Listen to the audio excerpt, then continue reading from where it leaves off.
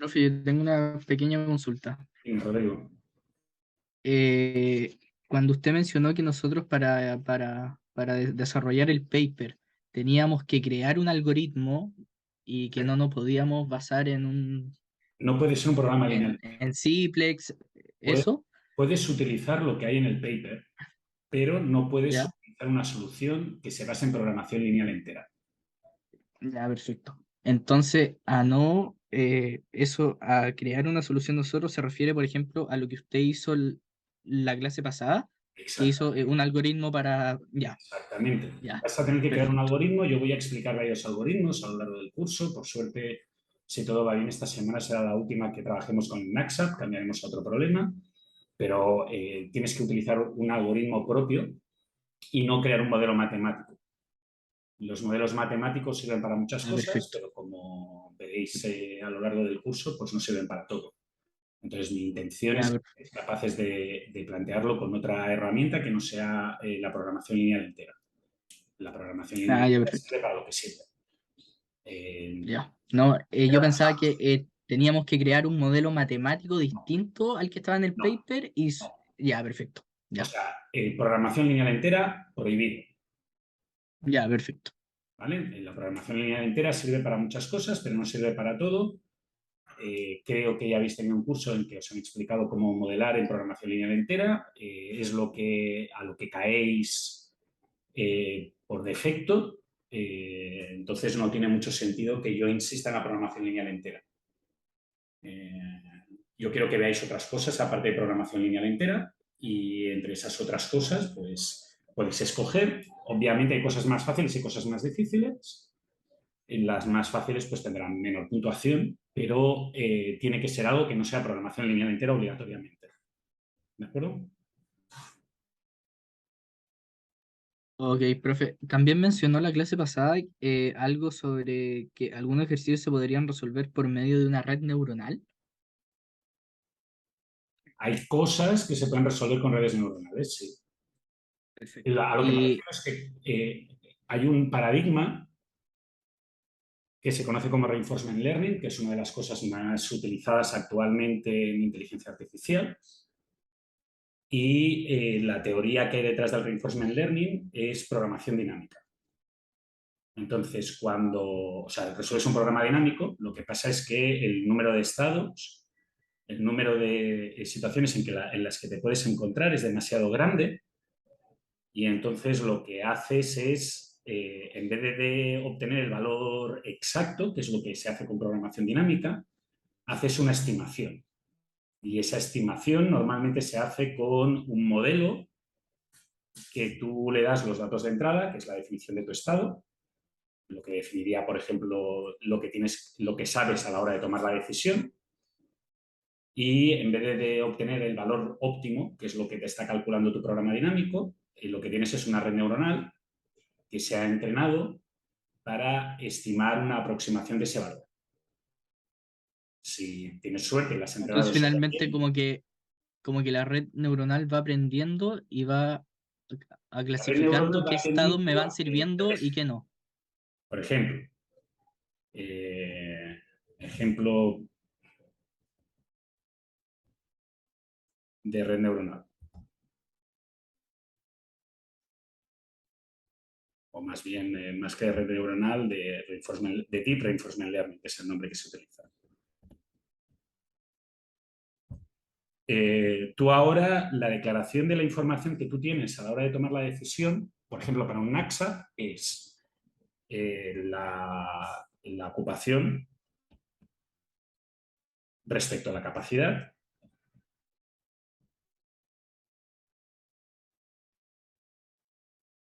y el número de ítems que te quedan por asignar.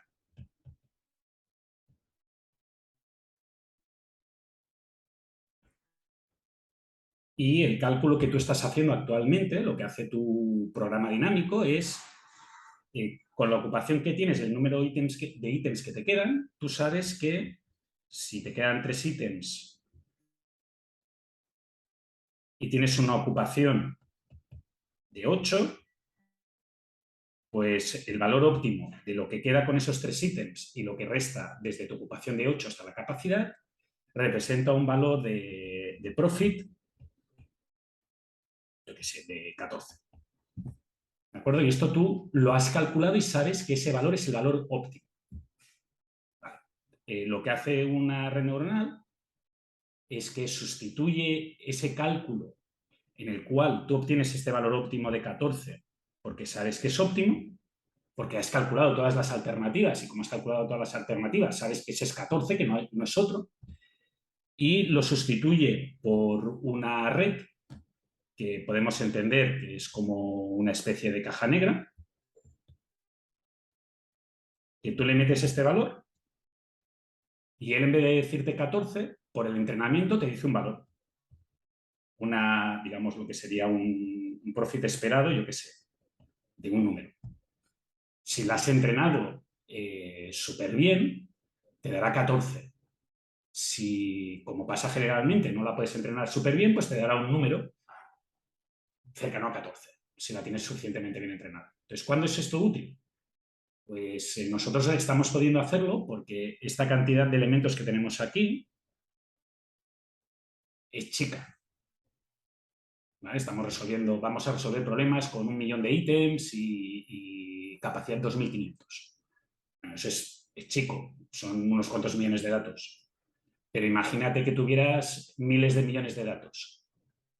Entonces, no puedes obtener el valor para todos los miles de millones de datos. Entonces, ¿qué hace la red neuronal? Pues la red neuronal, con la información que tiene, el histórico de información que tiene, te hace una aproximación. ¿Vale? Y esto es una de Profe, las cosas que ahora está más de moda, sobre todo para problemas en que esa parte que yo he puesto, esta parte de aquí, es enorme. ¿Vale? Lo que pasa es que una red neuronal, como Yoshimito envió hace poco, hacer redes neuronales o hacer cosas de Machine Learning sin la base teórica y sin matemáticas es como intentar disparar un cañonazo con un martillo. ¿Sabes? Pones la bala y entonces le pegas un martillazo y a ver qué sale. Pues normalmente te explota. Y segundo, B, las redes neuronales son computacionalmente más intensivas que lo que yo explico. O sea, lo que necesitas saber de informática es más de lo que yo explico. Y C, sí, la cantidad de poder de cómputo que necesitas mucho mayor es también. superior a la que la mayoría de vosotros tenéis. O sea, para hacer eso necesitas tarjetas gráficas caras. Y Sí. caras quiere decir caras, ¿sabes? Una RTX. No, no, no. Yo tengo una GTX 2080 y una RTX 3060. Se consideraría que no tengo suficiente poder de cálculo. Necesitas una Titan, que son tarjetas que ya eliminan la parte gráfica y solamente se dedican a la parte de computación. Entonces, yo eso Mm, no os lo puedo pedir, porque A, tendría que introduciros un montón de cosas, B, una vez sabes esto, entonces puedes introducirte, puedes leer los libros y entenderlos. Porque si tú te pillas un libro de Deep Reinforcement Learning, y no me voy a ir, pero si quieres en el descanso me voy al living, que es donde lo tengo, como 400 páginas son esta parte de programación dinámica que os estoy dando yo, que es la introducción a esa área. Por eso la mencionaba. Hay una creencia que se debe a que NIO, cuando se explica en programación dinámica, pues os explican una parte y realmente como es un tema muy complejo, la mayoría de gente se le hace muy pesado. No llegan a ver todo el percal que hay detrás. Entonces, yo estoy intentando como mínimo que sepáis las bases. No, aunque a alguno de vosotros le parezca que este curso es un curso muy, muy avanzado, es un curso introductorio, es un curso a nivel magíster avanzado porque es un tema muy complejo, pero no os estoy dando estado del arte. Os estoy dando cosas que son de 50, de los años 50, de los años 60, de los años 70, de los años 80. No os estoy dando el top notch. ¿De acuerdo? ya, perfecto. Por eso estoy comentándolo. Bueno, ya que me pones, pues aprovecho y mientras que siga entrando gente, pues te hago el pequeño recordatorio. Se puede, sí, pero requeriría un poquito más de lo que sabes. Y hay algunos problemas que tampoco se puede hacer con una red neuronal. ¿eh? No, La red sí, neuronal ahora está muy de moda, pero es como la persona que resuelve todo el problema con una única herramienta. No funciona. La red neuronal es muy buena clasificadora, es muy mala descubriendo ciertas cosas secuenciales. Pues, Ujú. no lo hace todo. Bueno, Ya, perfecto. si me dedicara a otras cosas, pues daría un curso de inteligencia artificial de Deep Learning y entonces seguramente pues tendríamos otros problemas. Lo haría en Python, eso os lo aviso, pero no estamos en ese punto. ¿Algún otro comentario? Profe, Sí. solamente por curiosidad, ¿la red neuronal se entrenaría con el algoritmo de No, programación dinámica la red neuronal que... normalmente se entrena con una. O sea, hay dos maneras de entrenar una red neuronal. La primera es con ejemplos de previos. Ah, ya. Y entonces tú tienes una gran colección de problemas resueltos y entonces la entrenas para que vea los patrones en esos problemas resueltos, Pero son detectando si otros ha tomado la problemas, no es el decisión mismo. correcta o no. Y eso es, si no toma la decisión correcta, entonces modificas los coeficientes de la red neuronal, porque una red neuronal, al fin y al cabo, es una ecuación muy grande. No tiene ninguna magia, es un montón de sumas y restas, Y resta multiplicaciones. matrices y para acá. Sí, hay un montón de cálculos de valores absolutos y de sumas y restas, básicamente. Eso es la Ya, manera número perfecto. uno, que es la manera tradicional, la manera que se está poniendo muy de moda ahora, pero también requiere muchísimo más poder de cálculo, es entrenarla con una cosa que se llama self-play. Dejas que resuelva el problema y entonces le vas dando bonos según resuelve bien el problema. Cuanto mejor resuelve el problema, el juego de datos, digamos que le potencias. Y entonces, ¿eso qué sucede? Pues básicamente lo que le estás diciendo es generas los juegos de datos on the fly. En vez de tenerlos previamente, es como si los estuviera generando la red neuronal sus propios ejemplos para ir aprendiendo lo que hace bien y lo que hace mal. ¿Vale? Sería como irle poniendo instancias diferentes del problema de Naxat y cada vez que toma una decisión, pues darle un extra si ha tomado las decisiones que le llevan a una solución mejor de la que lleva de promedio hasta el momento y darle un malus si las decisiones que ha tomado en ese momento eran malas. ¿De acuerdo? De nuevo, esto es, digamos, una cosa un poco más avanzada. Las redes neuronales para Deep Reinforcement Learning requieren saber Reinforcement Learning y requieren saber Deep Learning. Entonces son dos cosas diferentes que están conectadas, o sea, no es que hayan salido de la nada, sino que es una evolución natural de otros conocimientos que casualmente, en este caso concreto, coinciden con lo que yo explico en el curso y que coinciden con algo que vosotros habéis visto en investigación de operaciones y que a mí me da me sabe mal porque parece que no sirva, bueno, lo veis en el curso y queda como ahí colgado, porque es mucho más atrayente la programación entera, porque la programación entera tiene un solver, lo único que tienes que poner es unas fórmulas y ya está. En la programación dinámica no, en el deep learning y en el reinforcement learning no. Entonces la gente parece que lo olvide, como esto no funciona y como la programación entera resuelve los ejemplos que yo hago en clase, me lo va a resolver todo. No, te resuelve los ejemplos que haces en clase en pregrado porque el profe escoge los ejemplos que sirven. Y todos los que no sirve los esconde debajo de una... Bueno, hace como lo que se llama limpieza para la suegra, cuando viene la suegra, que coges y las cosas que no te gustan las dejas debajo del sofá, no barras, porque la suegra no se va a poner a mirar debajo del sofá. ¿De acuerdo?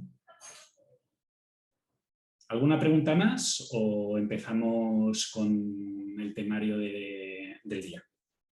¿No? Bueno, pues vamos al temario del día. Si os acordáis, estábamos con programación dinámica, estábamos con el Naxat. Entonces tengo que volver a introducir un poquito el Naxat. Hoy voy a hacer algunas cosas un poquito diferentes a la semana pasada, más que nada para ver si por repetir las cosas quedan algunas cosas más claras y también porque creo que, bueno, ya llevamos 4 semanas, algunas cosas sobre cómo voy a evaluar valdría la pena que os comentara y voy a poner algunos de los ejemplos de ejercicios que os podría pedir. Entonces, el Naxat es un problema en el que hay objetos, hay n objetos. Cada objeto tiene 2 características, que es el peso que recordad que está limitado por una capacidad, y es el profit, que es lo que gana. Entonces, básicamente es un problema binario. O sea, los objetos se tienen que coger completos, no se puede coger un 60% del objeto, y lo que hay que hacer es pues, x sub i, donde i pertenece al conjunto entre 1 y n, y lo que haces es maximizar el valor sujeto a esa restricción que dice que pues, los que escoja tienen que pesar no más que la capacidad. ¿De acuerdo?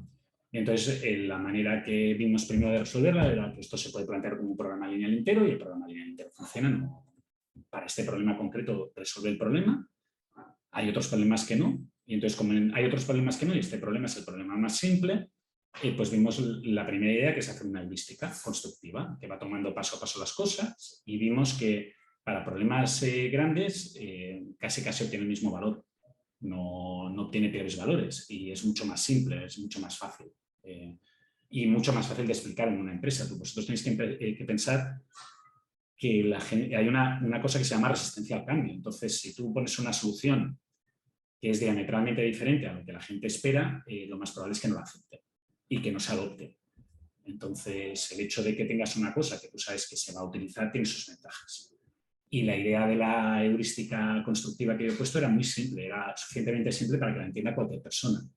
Voy a tomar aquellos valores que me dan más por unidad de restricción. Por tanto, los que obtengo más y dejan más para otros. Y los ordeno de mayor a menor y empiezo a escoger del primero, segundo, tercero hasta que saturo la restricción y ya no puedo escoger nada más. ¿De acuerdo? Esta era la idea básica. Y después expliqué la programación dinámica. Y la programación dinámica es un poco distinta y, a mi parecer, acostumbra a ser liosa. La programación dinámica, la idea de la programación dinámica es que lo que tiene uno es una función de recurrencia.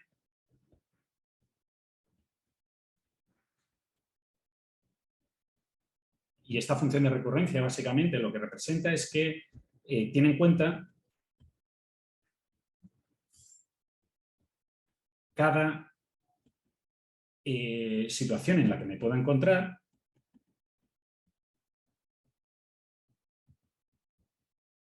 y a estas situaciones en las que me puedo encontrar les llama estados, plantea cada acción que puedo tomar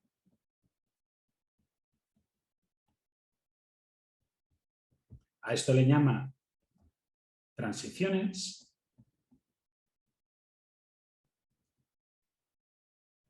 Las ordena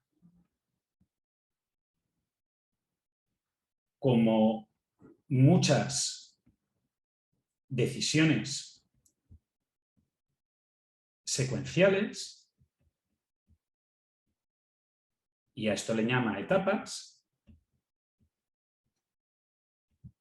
y escoge la mejor alternativa o la mejor acción para cada situación y decisión secuencial. Y a lo que escoge la mejor decisión le llama función de recurrencia.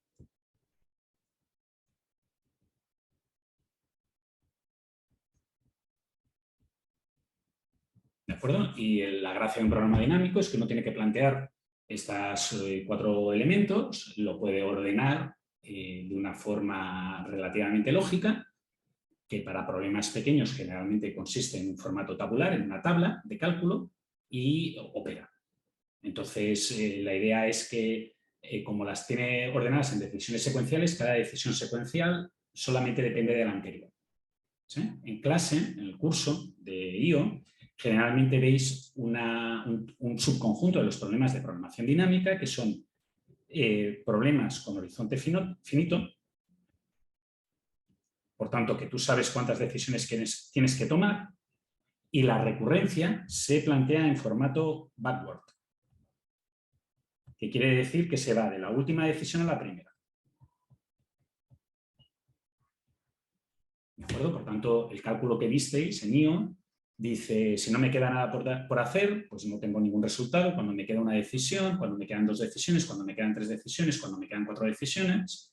Y la decisión de cuando me quedan 4 solamente depende de qué es lo mejor en la cuarta, dependiendo de lo que voy a hacer en las 3 siguientes.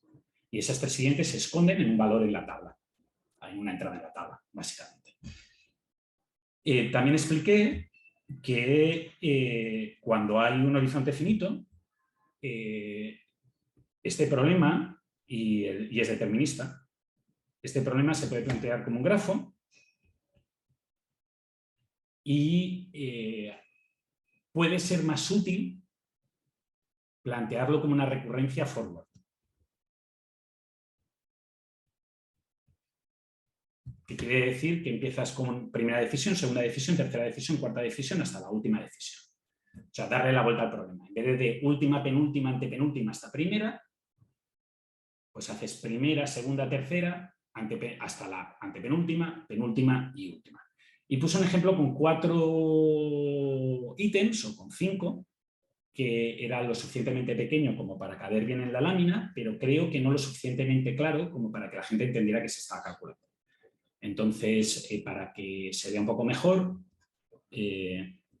a expensas de que alguno de vosotros después pueda decir que el problema es muy grande y cuesta de visualizar, sobre todo por el tamaño de las láminas, pues he hecho un pequeño ejemplo con 7 ítems.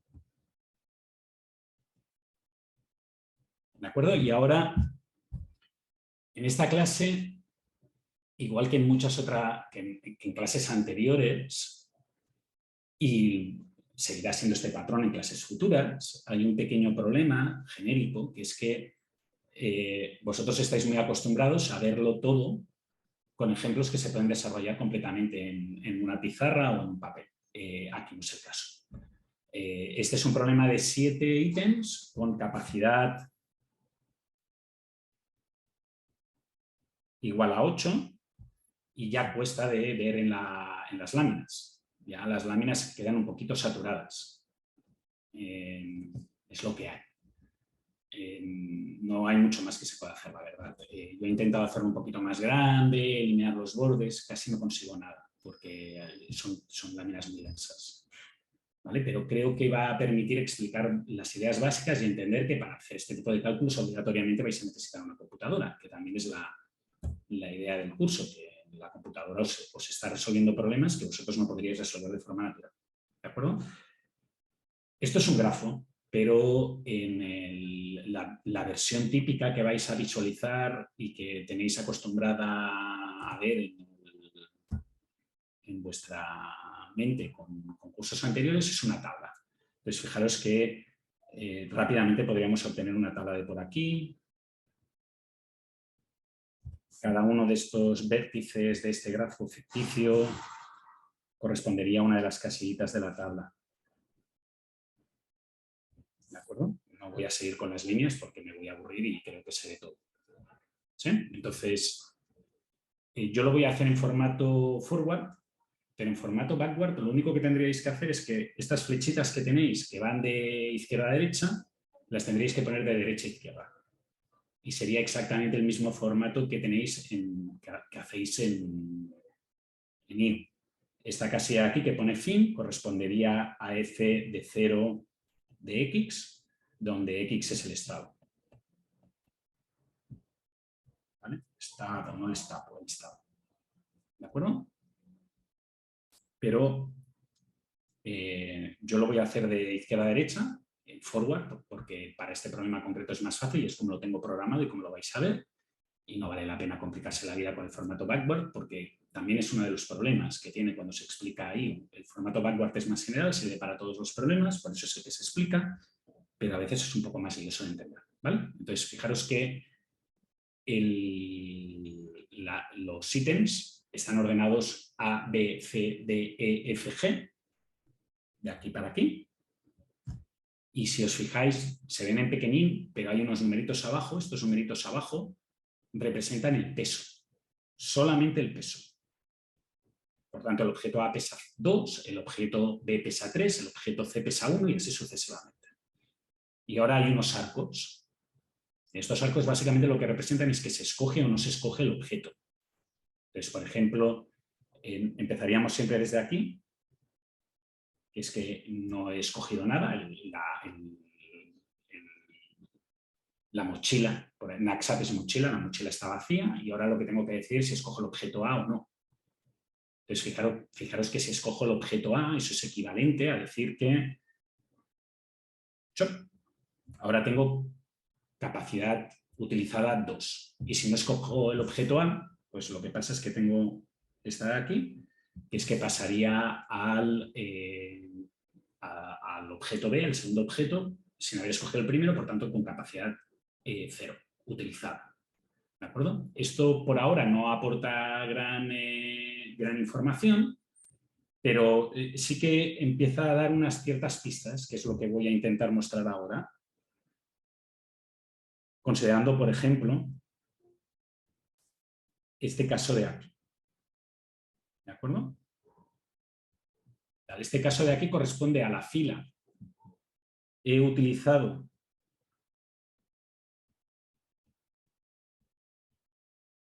capacidad 6, o sea, he llenado objetos cuya consumo total es 6 y he escogido objetos entre los 5 primeros. ¿De acuerdo? Y esto genera una serie de caminos, de rutas, de alternativas, que las voy a representar en diferentes colores, si puedo. Esto es demasiado gordo, así que va a ser que no voy a utilizar esto, voy a utilizar esto. Un camino sería ir por aquí. Y esta es una manera de llegar a capacidad 6 con los 5 primeros objetos. Y fijaros que corresponde a escoger el primer objeto, escoger el segundo objeto, escoger el tercer objeto y no escoger nada más. O podría llegar a capacidad 6, por ejemplo, utilizando este camino alternativo.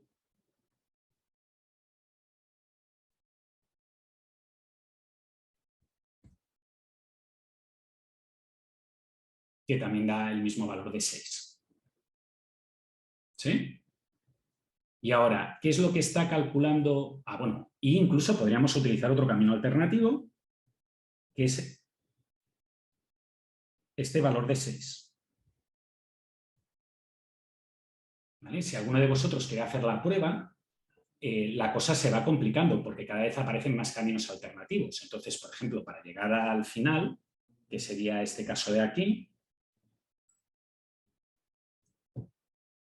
fijaros que la cantidad de rutas que podríais generar desde el inicio,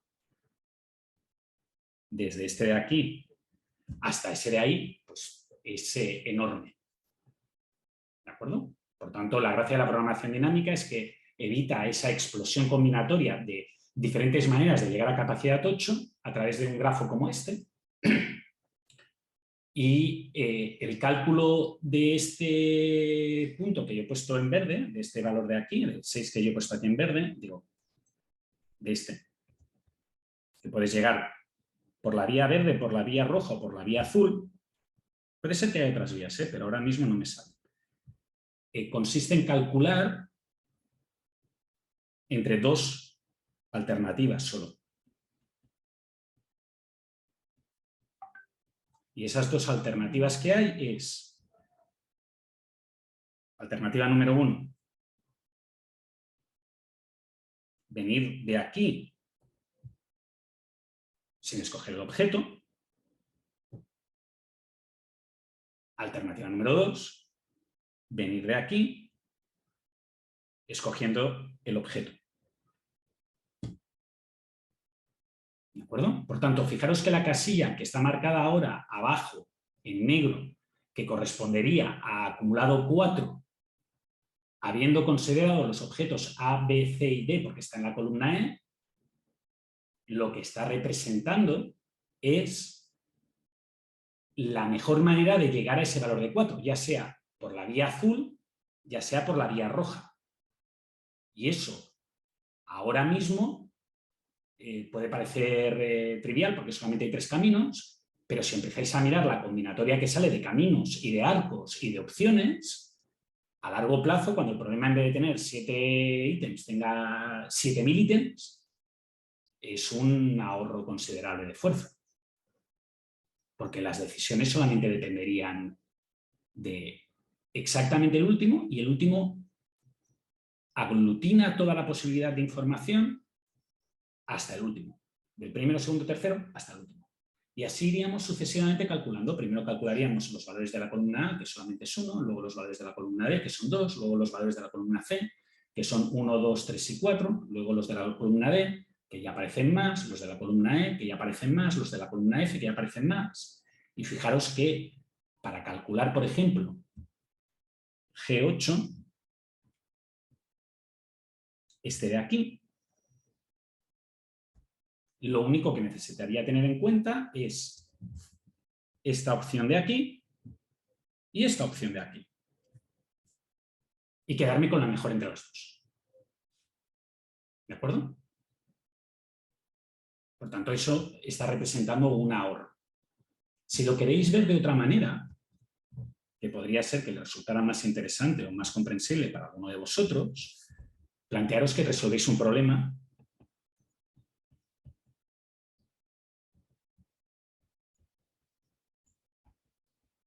con estos 7 objetos.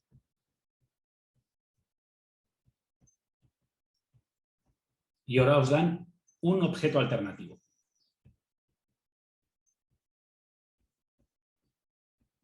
¿De acuerdo? Y aquí os encontraríais con dos maneras de actuar. Podéis resolver el problema desde cero con 8 objetos, o lo que podéis mirar es la solución óptima para 7 objetos, considerando que acabas con remanente 0, con remanente 1, con remanente 2, con remanente 3, con remanente 4, con remanente 5, con remanente 6, con remanente 7, con remanente 8. Remanente 8 es que no se ha escogido nada. Y ahora este objeto extra vais a ver si vale la pena meterlo. Entonces, ¿cómo veis si vale la pena meterlo? Pues tenéis que comparar el valor de la solución original con remanente 0, que querría decir no escoger el objeto, pues lo vais a poder meter, y comparar este nuevo valor con la mejor opción para introducir ese objeto. ¿Y cuál es la mejor opción para introducir ese objeto? Pues si ese objeto, por ejemplo, tiene peso 4, ver si el valor con 7 objetos, remanente 4, más el profit del objeto nuevo, es mejor al remanente, digo, a no escoger el objeto y quedarse con 0 de remanente. O más profit del nuevo, o más profit del nuevo, y así sucesivamente. Por tanto, fijaros que la idea de este problema, en el fondo, lo que está haciendo con este cálculo es, si originalmente tenía un problema que tenía que resolver la asignación de 7 objetos,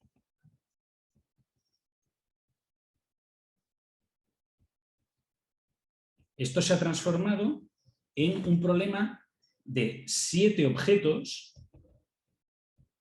por tanto, 7 problemas,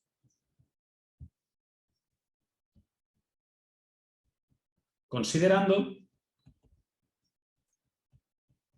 todas las opciones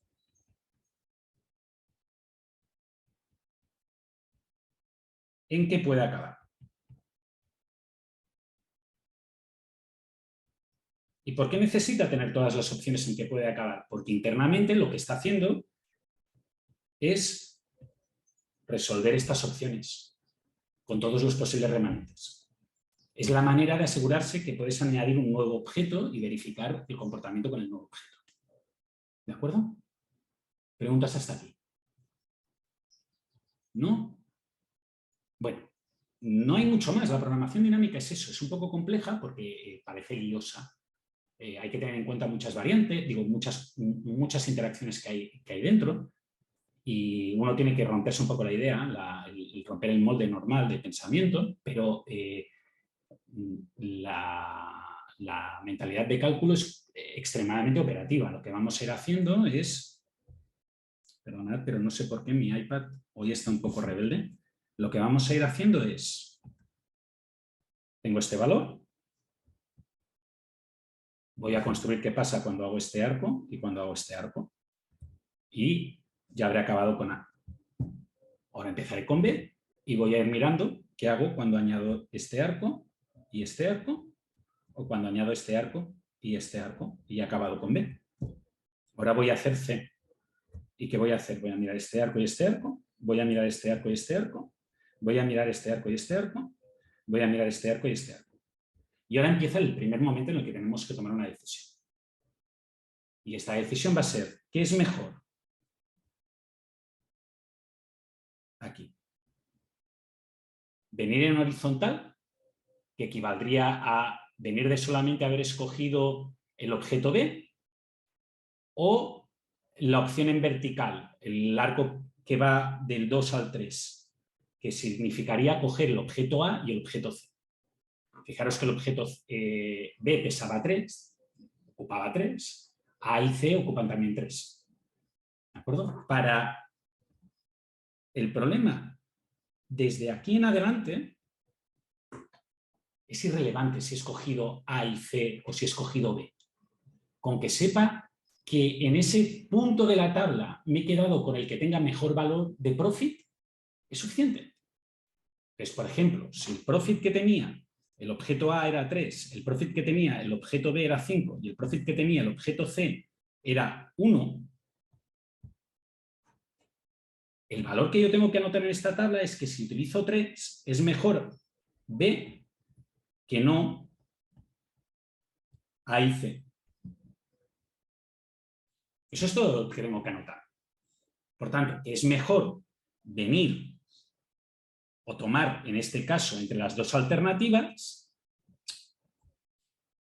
esta alternativa. Esta es la buena. Porque me da en total 5 y la otra me da 4. ¿De acuerdo? ¿Dudas? ¿No? ¿Ha quedado claro? Profesor, Dime. yo tengo una duda. Dime, César.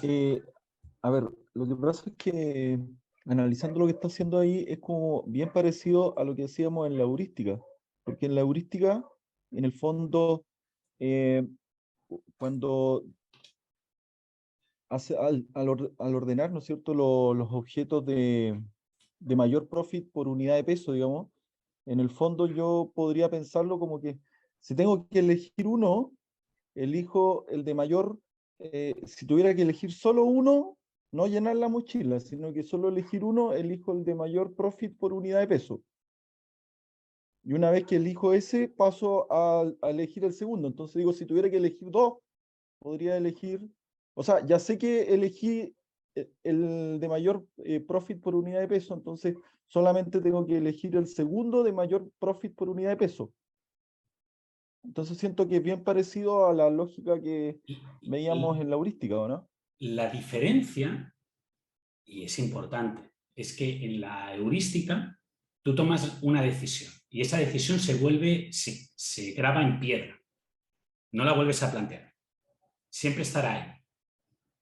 Aquí no. Aquí básicamente lo que dices es, con 3 objetos hay todas estas alternativas en las que me puedo encontrar. Con 4 objetos hay todas estas alternativas en las que me puedo encontrar. Con 5 objetos hay todas estas alternativas en las que me puedo encontrar. Por tanto, el algoritmo constructivo hace solamente un arco.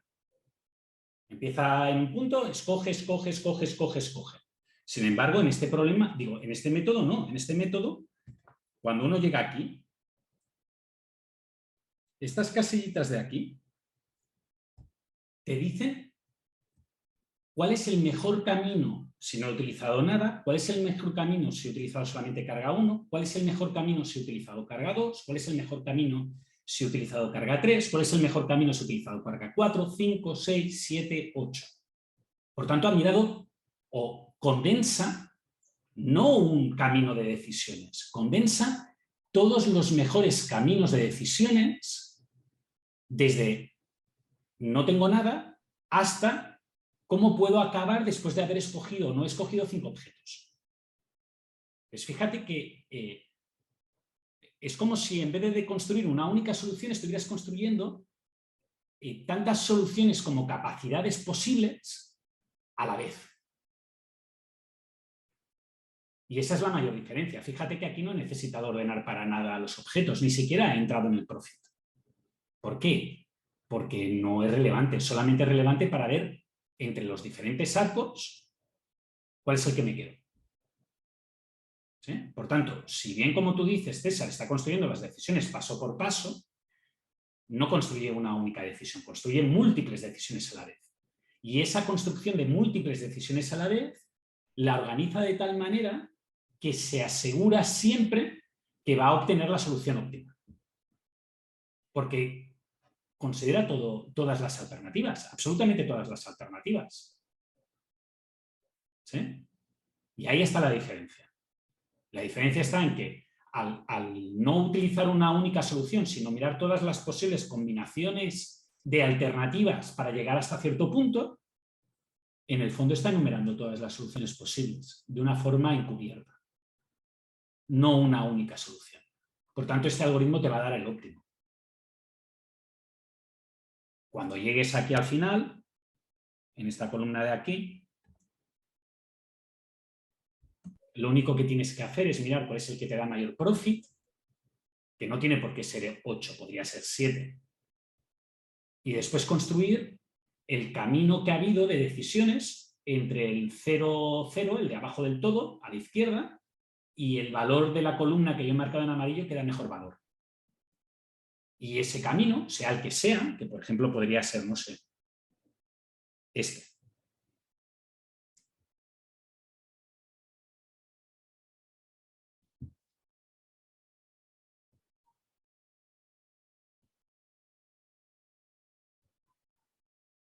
Te está diciendo qué objetos tienes que tomar. El óptimo, que en este caso sería, fíjate que con G sube para arriba, pues eso significa que tiene que tomar G. Fíjate que en C sube para arriba, eso significa que tiene que tomar C. Y fíjate que en B sube para arriba, por tanto te está diciendo que la solución es G, C, B. Y esa es la solución óptima. Hasta que no llegas al final y reconstruyes, tampoco sabes cuál es la mejor asignación. Ni siquiera sabes qué asignación hay. ¿Te ha quedado más claro, César? Sí, sí. Ahora, ahí en el punto es que está marcado, por ejemplo, en lila, donde dijimos que teníamos que tomar una decisión, ¿ya? Sí. Decíamos, bueno, tengo que, al final, en ese punto, lo que yo voy a tener como información va a ser que viene de A, por ejemplo, suponiendo que la mejor opción era tomar el producto de A, entonces voy a tener A. O sea, en Vale. el fondo, cuando Te lo reconstruyo intento, el camino... te lo explicaré con la función de recurrencia, ¿vale? Fíjate que ese objeto de D, digo, llegar a esa casilla en lila que corresponde a la columna D, es hasta la columna D, hasta el objeto C, hasta el objeto D, perdona, puedo haber hecho las siguientes cosas. Y tengo que quedarme con el máximo de la mejor combinación de A y B que usan 3, que corresponde a esto de aquí, o la mejor combinación de A y B que usan 2, que corresponde a esto de aquí, a este de aquí, más el profit de C. Y ahora fíjate que como C tiene un valor de peso de 1, el resultado final es que entre A, B y C habrás utilizado peso 3. E irrelevante de cómo se hayan organizado A y B, entre esas dos alternativas te quedas con la mejor. ¿Vale? Si quieres verlo de otro punto con un poco más grande, que posiblemente te vaya mejor y sin tanto jaleo de arcos, ¿qué representaría este que voy a marcar ahora en amarillo? Pues este que voy a marcar ahora en amarillo tiene dos alternativas. Y yo me tengo que quedar con el máximo entre hacer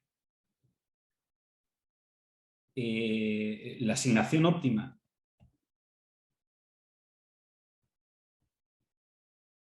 de A, B, C y D, que usa un total de 6, que correspondería a este arco de aquí. Y esto lo tendría que comparar con la asignación óptima que usa de A, B, C y D, que usan 4, que es este de aquí, más el profit de E, que es este arco de aquí. Fíjate que para hacer este cálculo yo no necesito saber cómo ha asignado A, B, C o D. Yo lo único que necesito saber es que ha hecho en total una capacidad utilizada de 6. Con eso me sobra. Y cuando llegue al final, entonces, si resulta que pasó por ahí, tendré que ver si el valor viene de la línea negra o de la línea roja. Y me servirá. ¿De acuerdo? Perfecto. Y esa es la diferencia, eso es la clave de la programación dinámica. La clave de la programación dinámica es que en problemas pequeños uno puede contear y ver todas las alternativas. Pero si yo ahora alargo esto y en vez de poner 7 pongo 70, el cálculo es exactamente el mismo. Solamente hay dos arcos que inciden en cada estado. Solo 2. Y por tanto tengo que quedarme el máximo entre las dos alternativas planteadas como hay ahí. Pero en vez de haber llevado 4 objetos asignados, cuando vaya a asignar el objeto 64, el vértice que viene de antes contiene la mejor asignación utilizando capacidad 6 o una carga de 6 o una carga de 4 para los otros 60 y tantos artículos que ya he puesto. ¿Sí? Y esa es la gracia. Ahora bien, aquí después tendré que A, organizar el cálculo, que yo reconozco que hay que organizarlo y no es simple. B, cuando he llegado al final, trazar todos los caminos que hay hacia atrás hasta llegar a 0. ¿De acuerdo?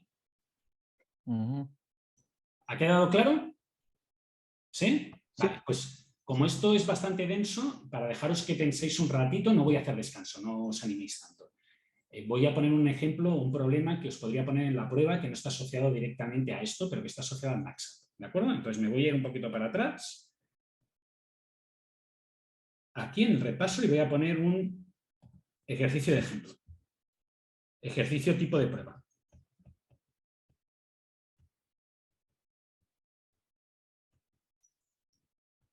Y este ejercicio tendría lo que yo calificaría como una dificultad 2. ¿De acuerdo? Es un ejercicio que no es trivial. Los ejercicios de dificultad 1 son relativamente fáciles. No requieren mucho tiempo si caes en la solución. ¿De acuerdo? Y el ejercicio es el siguiente. Imaginad que tenemos que dividir n objetos, cada uno con valor v sub i, de la forma más justa posible.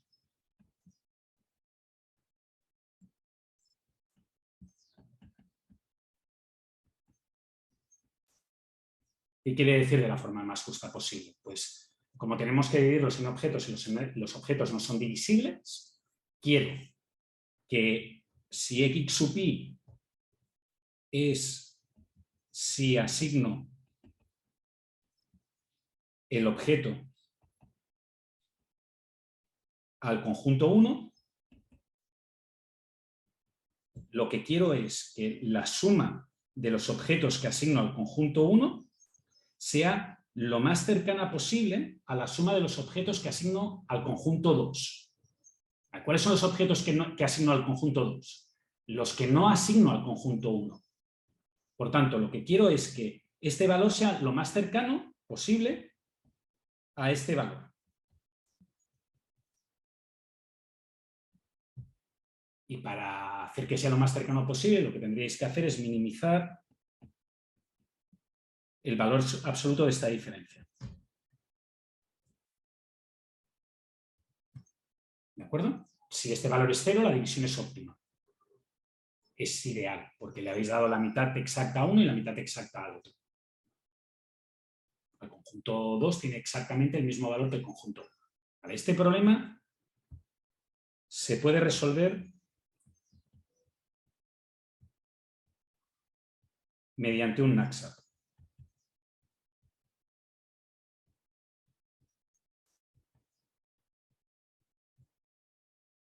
La pregunta es, ¿cómo? Es una consulta. Dime. Dime, ¿Se Rodrigo. podría hacer, por ejemplo, meter todo eso en objetos con cada, o sea,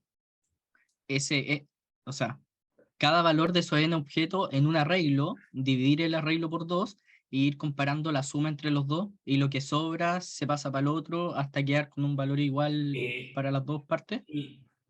Sí, eso sería un algoritmo que lo resolviera, pero eso no te daría la solución óptima obligatoriamente. Eso lo vamos a ver la semana que viene, si todo va bien, que creo que no porque Ya, voy retrasado. Pero la pregunta es, ¿podríais plantear este problema como un problema de NACSAT? ¿Podríais hacer el cambio para que un modelo de NACSAT, este modelo de aquí, que tenéis aquí, resolviera este problema? Y eso sería una pregunta con diferencia 2. Lo que tú me has contestado daría una solución, seguramente te pondría la mitad del puntaje. Porque no resuelve el problema de forma óptima si tienes un solver óptimo de NACSAT. Y yo, si tengo un solver óptimo de NACSAT que resuelve este problema, puedo transformar estos datos que hay aquí y esta función objetivo que hay aquí en esta función objetivo que hay aquí y en esta restricción que hay aquí y en los datos que hay aquí y los resolvería todos. ¿De acuerdo? Eso es lo que te estoy preguntando, lo que está preguntando esta pregunta. Pero lo que tú dices es una manera de resolverlo y seguramente te daría como la mitad del puntaje, que es como dos preguntas 1 completas. Porque recordad que dificultad 2 es cuadrático respecto a dificultad 1, por tanto son 4 puntos y dificultad 1 es 1 punto. ¿Dudas? ¿No? Vale. ¿Cómo vamos a resolver este problema de programación dinámica si el iPad me deja pasar páginas? Perdonad, pero hace tanto calor aquí que el sudor se queda clavado en el tacto. Vale. Recordad que lo que hemos hecho aquí implica lo estoy haciendo en formato forward, o sea, voy de izquierda a derecha. ¿Sí? Básicamente lo que voy a hacer es llenar una tabla. ¿Sí? Y en cada casilla de la tabla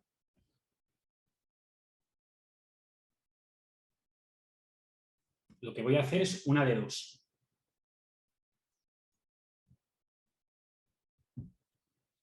Copiar el mismo valor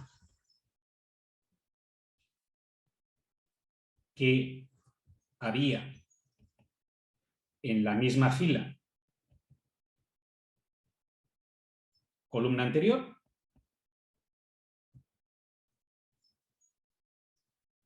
esto es el caso 1, y por si alguien quiere ver dónde pasa este caso 1, parece que no pase, pero sí que pasa. Por ejemplo, los que voy a marcar ahora en marrón, fijaros que este solamente puede tener el valor que viene de aquí, y fijaros que este solamente puede tomar el valor que viene de aquí. ¿Vale? Son los que no tienen, para llegar a ese objeto que tiene capacidad acumulada 0 o capacidad acumulada 1, pues seguro que no puedo utilizar el objeto que tiene peso 2. ¿De acuerdo? Esa es la opción 1 de 2. Que es que el objeto que estoy intentando añadir no cabe y por tanto sé seguro que no lo va a coger. Esa es la opción número 1. Y la opción número 2 es máximo entre misma fila, columna anterior,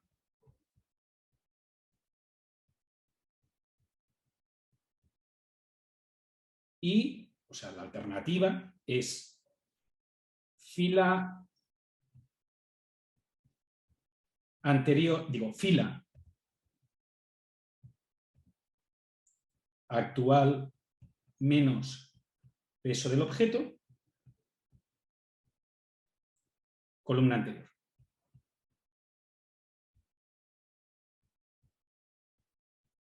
¿Vale? Y esta la voy a volver a poner como ejemplo para en otro caso.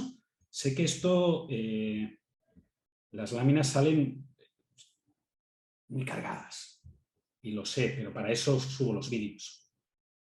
¿De acuerdo? Repito. Caso 1, que era el que yo había puesto en rojo, es el que pasa, por ejemplo, aquí, que no hay alternativas, o es el que pasa aquí, que no hay alternativas.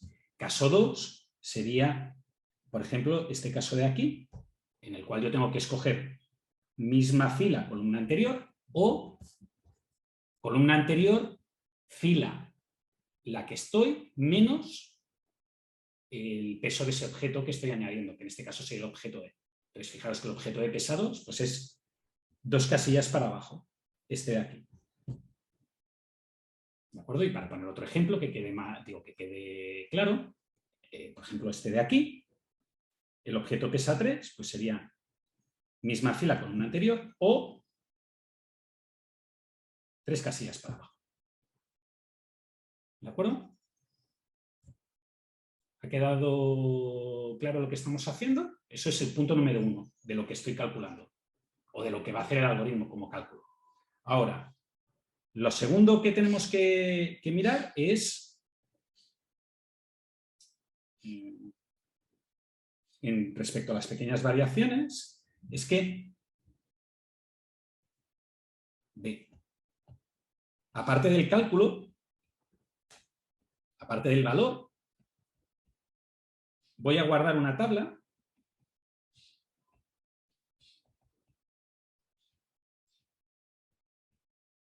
con la decisión tomada.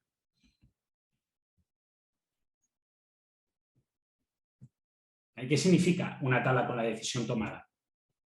Pues si nos volvemos al ejemplo, cuando tenemos una casilla y tiene 2 alternativas,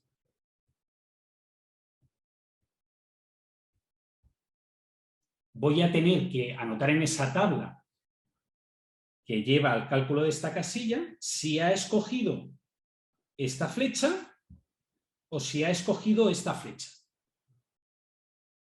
¿De acuerdo? Fijaros que el hecho de saber de dónde procede me va a permitir,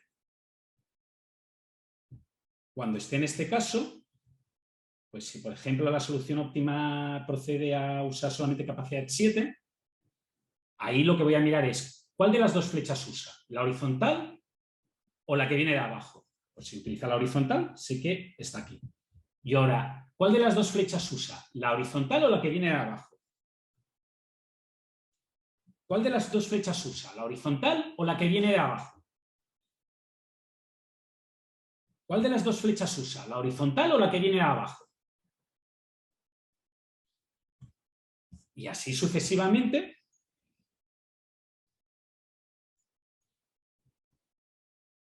Hasta que me lleve aquí. ¿De acuerdo? Y fijaros que esto me está dando la solución. No escojo A, escojo B, escojo C, no escojo D, no escojo E, escojo F, no escojo G. Esa es la solución que me está dando aquí. ¿De acuerdo? Por tanto, fijaros que necesito una tabla que me tenga los numeritos, el valor de cuánto llevo ganado acumulado, y otra tabla que me anote de dónde procede ese numerito, de cuál de las 2 decisiones procede. Cuando vosotros calculabais en programación dinámica en pregrado la tabla de recurrencia, la tabla de cálculo del programa dinámico, generalmente se guarda un número, que es el valor numérico, y una cosa que cuando yo explicaba programación dinámica se le llamaba traza. No sé cómo se le llama o como le llaman vuestros profesores de hilo. Pero es básicamente lo que te permite decidir qué es lo siguiente que vas a hacer. ¿Cómo vas a actuar? Pues aquí lo mismo. Tienes que decir cómo has actuado para poder reconstruir la secuencia de decisiones que te ha llevado. Y de nuevo, César, cuando la comparación que hacías antes con el modelo, fíjate que eso no lo necesitabas con el greedy. ¿Por qué? Porque el greedy iba tomando cada paso y sabías cuál era el paso que tomabas. Lo único que hacías era anotar la solución. Aquí tienes que anotar todas las posibles combinaciones de todo lo que puede suceder para todas las decisiones que has tomado. Es más trabajo, pero esto asegura optimalidad, como la programación lineal entera. ¿De acuerdo? Muy bien. Y nos falta una última cosa, y ahora sí que os daré el descanso después de esta última cosa. Y yo aquí me voy a poner un asterisco, porque cuando mueva las láminas, antes de subiros las láminas a webcursos, esta lámina la voy a trasladar a otro punto. La voy a trasladar al punto donde estaba con el A, con el B y con el C. Pero la voy a dejar, aquí la he dejado porque me resulta mucho más fácil hacer la copia desde aquí. C. La mayoría de casillas existen. Pues fijaros que una casilla que no existe es una casilla a la que no se puede llegar. Por ejemplo, a esta casilla no se puede llegar. No es posible llegar con capacidad utilizada 1 habiendo escogido o no escogido el objeto A. O sea con capacidad 0, o sea con capacidad 2. Y eso hace que todos estos valores que no tienen arco, uno tendría que tenerlos en cuenta para no calcularlos. Y eso acaba siendo una complicación extrema, porque esa complicación solamente aparece en los 4 primeros objetos. Después ya está todo saturado y entonces todos tienen sentido. Entonces, ¿qué sucede? ¿Cómo se arregla eso? En el cálculo que vais a ver, yo voy a decir que esto tiene un valor acumulado de 0, que esto tiene un valor acumulado de 0, que esto tiene un valor acumulado de 0, que esto también tiene un valor acumulado de 0, que todos tienen un valor acumulado de 0. Y si el objeto A, en teoría, solamente parte de acumulado 0 y lleva al estado 0 o 2, voy a permitir estas opciones.